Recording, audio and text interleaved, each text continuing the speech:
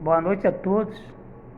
Mais uma vez a gente agradece a Deus, nosso Pai Criador, a Jesus, nosso Mestre querido, a toda a espiritualidade maior, por mais essa oportunidade que nos concede estar aqui novamente reunidos para mais um estudo do Evangelho, esta doutrina bendita que nos consola, que nos orienta, que nos mostra o verdadeiro caminho da paz, do amor, da esperança. Precisamos cada vez mais fortalecer a nossa fé com relação a este planeta que nos acolhe, que nos dá a oportunidade de crescer, de evoluir. Muito embora a gente tenha visto algumas coisas ao nosso redor acontecerem, principalmente com relação à guerra, a gente tem observado que alguns espíritos ainda, não que sejam espíritos maus, porque Deus não criou nenhum espírito mau, nos criou ignorantes, sem conhecimento. Na medida que a gente foi evoluindo, foi crescendo, a gente foi buscando, através dos ensinamentos, desde os primórdios, seja na era mosaica, seja Jesus, hoje, mais do que nunca, o Espiritismo, que é a terceira revelação, é o Consolador prometido por Jesus. Então nós ainda, pela nossa incapacidade ainda de entendimento, a gente ainda conservamos em nós, no nosso íntimo, esse sentimento de guerra. Nós estamos falando propriamente dito daqueles irmãos ainda que promovem a guerra. São espíritos ainda doentes, que ainda não conseguiu se encontrar, não conseguiu o entendimento, não conseguiu ter o sentimento de fraternidade. É o materialismo ainda imperando no nosso mundo, né? A gente não está falando de uma forma generalizada, mas alguns irmãos ainda precisam se assentar na lei, que é a lei de Deus, que é a lei de amor. Jesus nos diz que é preciso que haja escândalo, mas ai por quem venha o escândalo. De uma certa forma, cada um de nós vamos ter que responder por tudo aquilo que fizermos de bem. Com certeza a gente vai estar buscando para o nosso progresso moral, espiritual, engrandecimento, né? Evolução espiritual. E vamos responder também pelo mal que fizemos. Porque a lei é de causa e efeito, a lei de justiça. Deus, a sua infinita bondade, Pai de misericórdia infinita, Ele de forma alguma castiga. Ele nos dá a oportunidade, através da sua lei, da gente responder por tudo aquilo que a gente tenha causado. Tem uma hora da gente orar, da gente mantermos vigilantes, não julgar. O julgamento só vai fazer com que as pessoas pelos quais o nosso pensamento tem o objetivo do julgamento, a gente não vai estar ajudando em nada aquele irmão. É a hora da gente se vigiar e orar pelos infelizes.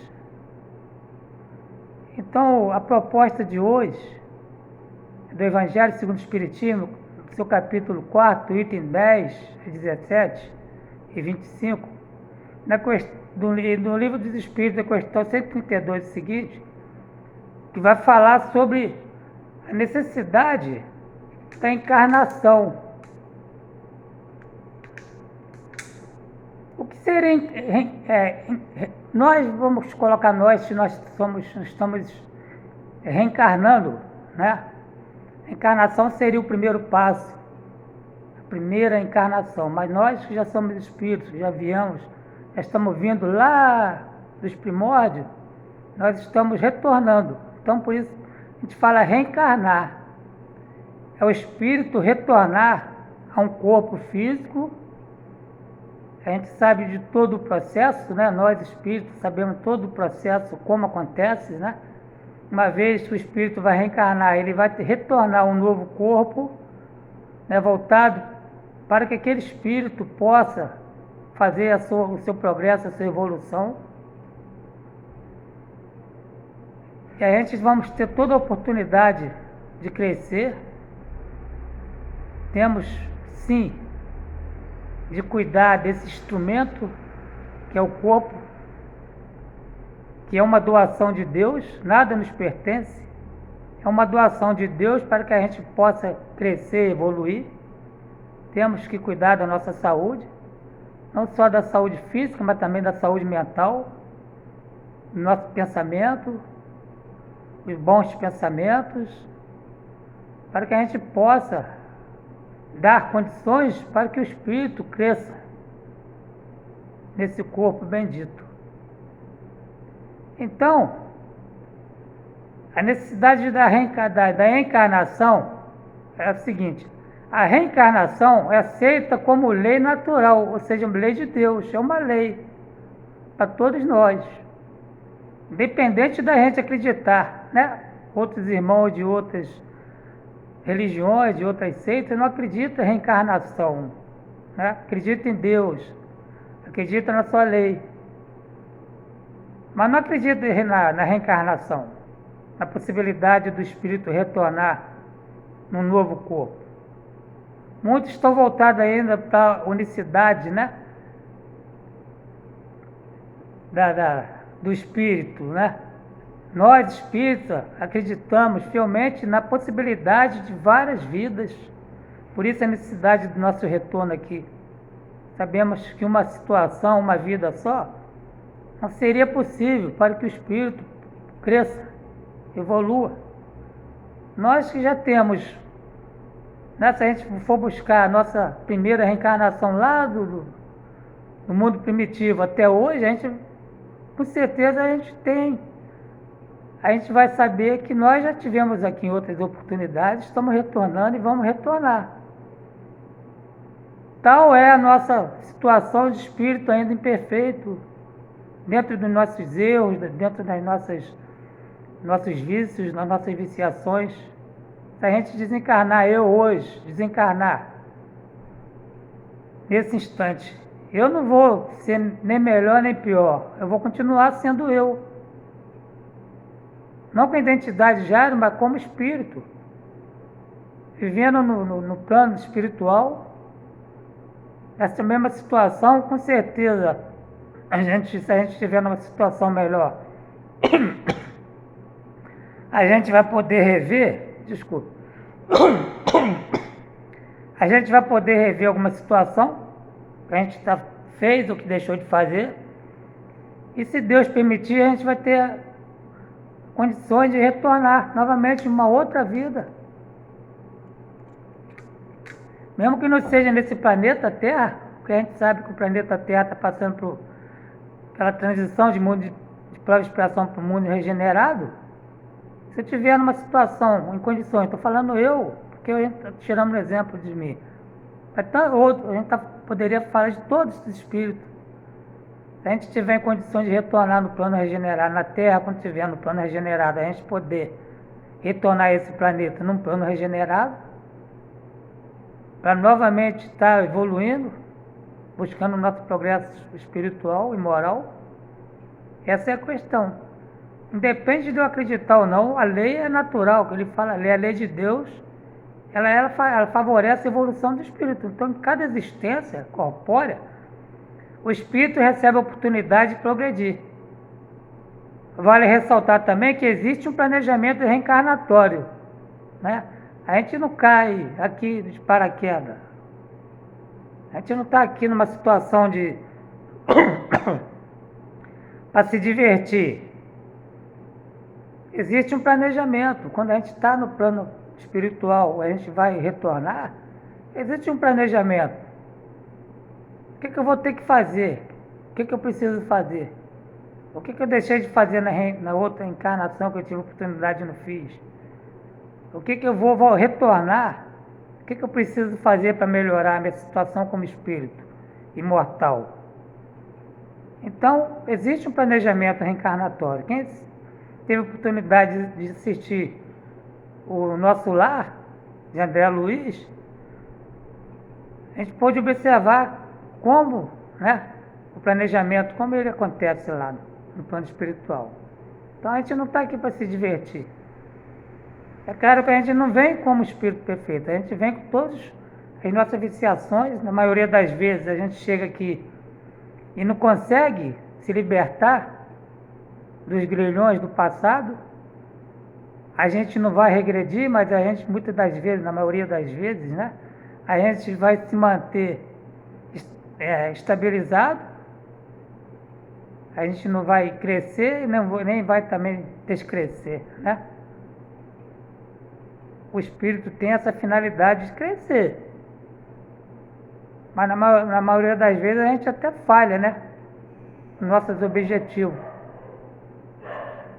E Deus, como a gente sabe, Deus não coloca peso a mais, né? Carga a mais daquilo que a gente não possa carregar.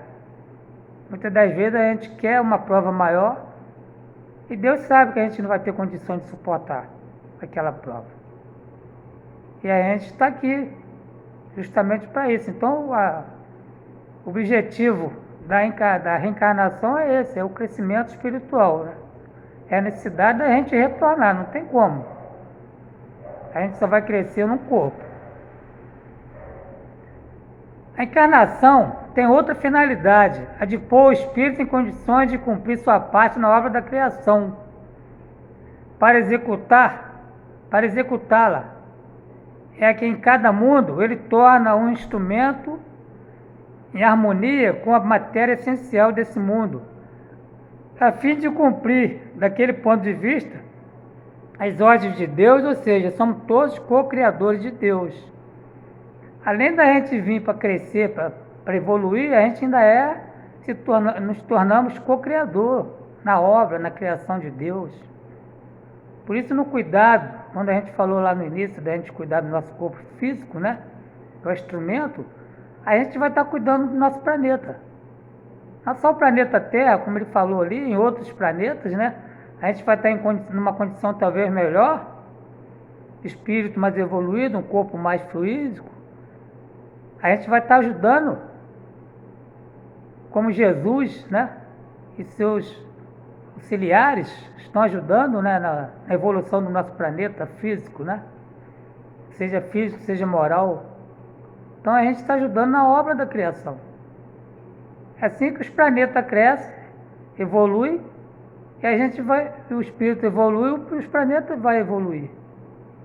Então o planeta Terra deixa de ser de expiações para ser um planeta regenerado. E assim sucessivamente. Planeta felizes, né? Planetas de espíritos puros. Então a gente vai estar ajudando, né? O próprio Jesus nos deu através das suas palavras, das suas mensagens, que a gente cada um de nós tem uma capacidade de ajudar. Para o espírito, a encarnação é uma prova da justiça de Deus, que dá inúmeras oportunidades do espírito de aperfeiçoar. É o que a gente falou. Essa grande chance de oportunidade que Deus nos concede de estarmos aqui para crescer é imensa. É só termos olhos de ver, né? Ouvidos de ouvir, olhos de ver, ter uma sensibilidade para que a gente possa entender a justiça de Deus.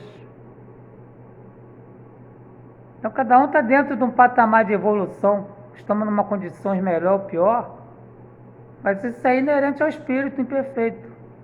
Quando tivermos na situação de todos os espíritos numa condição igual, a gente vai estar pensando da mesma forma, a gente vai estar pensando, não vai existir mais as guerras, o ciúme, o egoísmo, o orgulho. O objetivo único vai ser só o bem, a fraternidade, a solidariedade, né? Essa questão de igualdade.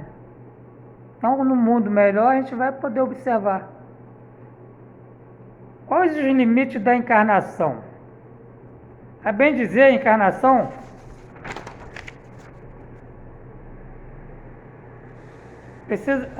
Qual os limites da encarnação? A bem dizer, a encarnação carece de limites precisamente traçados se tivermos em vista apenas o envoltório que constitui o corpo do espírito, dado que a materialidade desse envoltório diminui a proporção que o espírito se purifica.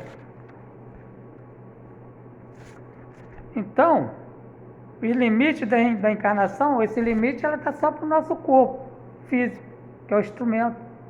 À medida que a gente vai crescendo, vai evoluindo o espírito, esse corpo vai se tornando mais fluídico, menos denso, até chegarmos na condição de espírito puro. Nós sabemos que não existe só o corpo, o espírito e o corpo físico. Tem o terceiro elemento, que é o perispírito. Então, na medida que o espírito evolui, o perispírito vai se tornando mais fluídico, necessariamente o corpo físico, esse instrumento pesado, ele vai deixar de existir. O que vai acompanhar o espírito vai ser o perispírito. Em cada situação, em cada planeta, ele vai se tornando mais volátil, mais fluídico. Então, esse limite não existe para o espírito, né? O espírito, ele vai se tornando fluídico até a gente chegar no espírito, na condição de espírito puro, né? Como Jesus. A gente numa situação melhor, a gente vai poder volitar. A gente não vai poder, a nossa voz já não vai ser essa voz falada, vai ser por pensamento, né? Por telepatia. A gente reencarnado, esse corpo físico, a gente já consegue captar mensagens, né? Através da telepatia. Imagina quando a gente estivermos numa condição melhor, né? A encarnação é necessária ao progresso moral e intelectual do espírito. Ao progresso intelectual, reatividade obrigatória do trabalho. Deixa eu repetir. A encarnação é necessária ao progresso moral e intelectual do espírito. Ao progresso intelectual pela atividade obrigatória do trabalho. Ao progresso moral pela necessidade recíproca que tem o espírito relacionar-se com os outros, né? O trabalho intelectual através o progresso intelectual através do trabalho, né? Do esforço. E o moral também. É a necessidade recíproca que tem o espírito relacionar com os outros. Olha a necessidade do relacionamento com a família, com os amigos, com as pessoas de fora, seja no trabalho, seja em qualquer lugar que a gente estiver. É onde, principalmente aqueles nossos irmãos, né? Que a gente não vai falar inimigo, a gente vai falar que são os adversários. A gente está sempre lembrando aqui dessa relação de caminharmos com os nossos adversários enquanto estivermos a caminho, justamente para isso. São aquelas pessoas pelos quais a gente teve um embate no passado, e hoje a gente está tendo condições de, através do perdão, a gente buscar essa animosidade, né? Buscar o nosso relacionamento de tranquilidade, de paz, para que a gente possa crescer junto. Então, quando a gente falou lá do planejamento reencarnatório, não é só a gente que está planejando, só a gente está aqui. A gente planeja de voltar numa família, retornar com outros irmãos nossos, seja os afins, são aqueles que não têm afinidade nenhuma conosco. Então são as grandes oportunidades através do planejamento, dessa necessidade que ele fala intelectual e moral. A vida social é a pedra de toque das boas ou más qualidades. A bondade, a maldade, a doçura, a violência, a benevolência, a caridade. Em uma palavra, tudo o que constitui o homem de bem, o perverso, tem por móvel, por alvo e por estímulo as relações do homem com os seus semelhantes, como a gente falou lá. Seja do lado positivo, seja do lado negativo. Essa nossa relação com o outro, ela é primordial, ela é necessária para que a gente possa tornar o mundo melhor. Para o homem que vivesse insulado, não haveria vício nem virtudes. Onde está aí o mérito? Se a gente se isolar da sociedade, da família, a gente buscar viver isolado. Teríamos né? Oportunidade de crescer, de evoluir e de se elevar como espírito. Porque a gente não vai ter contato com as pessoas, né? Tão bom se a gente tivesse contato só com as pessoas que nos amam, que nos querem bem, mas não é assim, a gente sabe da necessidade que a gente tem de retornar com aqueles nossos irmãos que são os nossos adversários.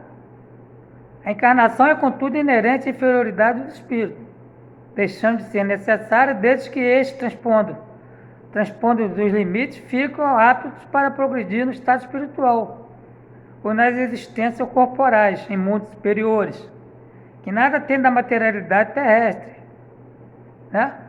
Os mundos mais evoluídos, como a gente falou no início, não tem mais a necessidade desse corpo físico, esse instrumento ainda pesado, né?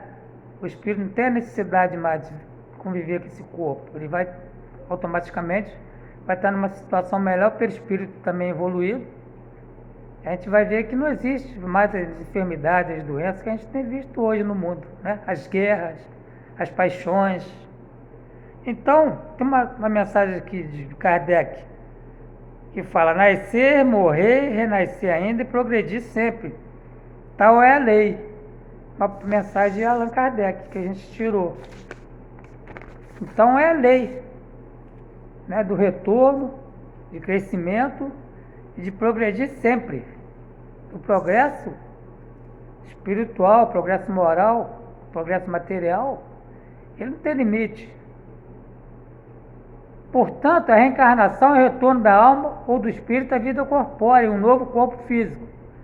Em cada existência é possível viver novas experiências e de progredir com o objetivo de alcançar a plenitude.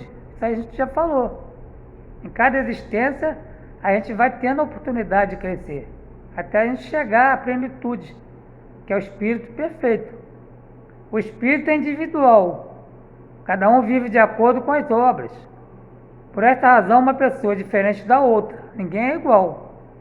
Nem o gêmeo, né? O gêmeo, que nasce idêntico ou não corporal, ele não é idêntico espírito, né? Espiritual. Cada espírito ali, ele está numa condição diferente, né? De moralidade, de espiritualidade. Ele fala que cada espírito, o espírito é individual. É a reencarnação pela misericórdia de Deus que permite que a pessoa tenha uma nova chance, um novo recomeço, para que o espírito alcance a perfeição. Na vida espírita, na visão espírita, é preciso agir com dignidade, vivenciar a mensagem de Deus, cumprir as leis de Deus, ensinadas de uma forma clara e lógica, embora com simplicidade, como Jesus. Então, para a gente finalizar, a gente vai frisar bem essa última parte aqui, ó. Na visão espírita, é preciso agir com dignidade, né? Ser digno, vivenciar a mensagem de Deus, vivenciar a mensagem de Jesus, não só estudar, conhecer, mas acima de tudo vivenciar, praticar dentro da sua pureza, né? Cumprir as leis de Deus, como a gente falou, ensinado de uma forma clara e lógica. O Espiritismo nos dá essas condições da gente rever situações. A gente não está falando que o Espiritismo é melhor do que outras religiões, mas o Espiritismo é a terceira revelação. Então ela nos traz de forma clara e bem lógica, né, essa questão da necessidade, como a gente está falando de reencarnação, do quanto a gente pode, do quanto é possível a gente melhorar. Basta esforço, basta querer, basta boa vontade. Embora com simplicidade, como Jesus Cristo, viveu para que as preces cheguem a Deus e sejam ouvidas pela misericórdia dele. Então olha o poder que ele coloca aqui no final, que é o poder da prece, o poder da oração, né? A questão do vigiar e orar, né? Então a gente tem que estar de fato vigilante, né?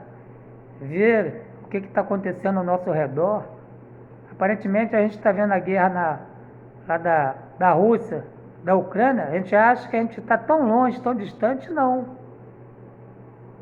Essa guerra está dentro de nós. Por isso a gente falou da necessidade da prece, da gente orar para aquelas pessoas que ainda, muito embora a gente ainda não esteja numa situação dessa, de matar, né, de criar uma situação de morte, de guerra, a gente ainda cultivamos as paixões, os ciúmes, o egoísmo. Então a necessidade da vigilância e da prece é justamente para isso. Quando a gente ora, a gente se envolve com aqueles espíritos bons, aqueles espíritos que estão lutando aí para poder trazer para o mundo hoje uma condição de felicidade, de paz. Então primeiro vai partir de nós. Então essa ambiência, hoje nós é que trazemos para nós as nossas companhias, mais boas ou mais companhias. Então a gente depende de nós. Então vamos orar. Vamos pedir a Deus por aqueles que ainda estão promovendo a guerra, como aquele nosso irmão infeliz, doentio, que está numa situação de materialidade, que é o presidente da Rússia, né, que está causando toda essa ambiência de guerra lá na Ucrânia.